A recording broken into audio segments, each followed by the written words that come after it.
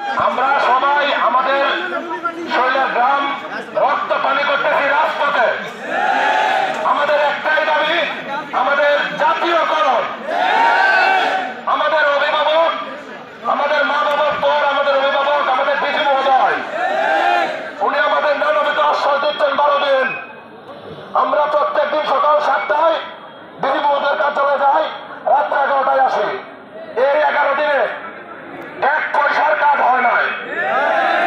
আমাদের আশ্বস্ত করতে করতে আজকে আমরা স্বাধীনতার পর থেকে 54 বছর লাঞ্ছিত, বঞ্চিত এবং নির্যাতিত জীবন যাপন করছি। আমরা সবাই, আপনারা সবাই এখানে জানেন, 36 মাস পর আমরা যে লাঞ্ছনার জীবন পাই, 6 মাসের বাধ্যতামূলক জীবন, সেটা 8 মাস থেকে 10 মাস নির্ধারিত হয়। আমরা এই আমাদের লালতের জীবন আর চাই না। আমরা আমাদের দাবি রাজপথ থেকে আদায় করে নেব।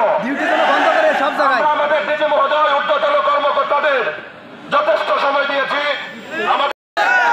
আমরা পোশাকধারী আনসার, আমরা আমাদের অফিসে গেছি, আমাদের কেন চেকিং করা হলো?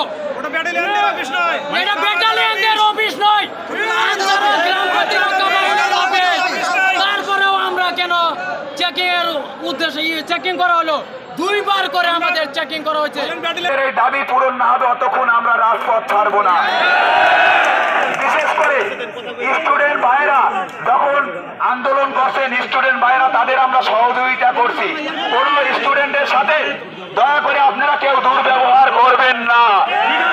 স্টুডেন্ট আমাদের ভাই, পুলিশ সকল বাহিনী আমরা ভাই ভাই, কারো সাথে কেউ ঝগড়া বিবাদ করবেন না।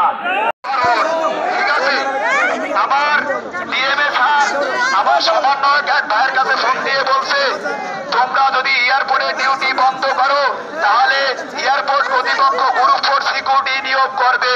যদি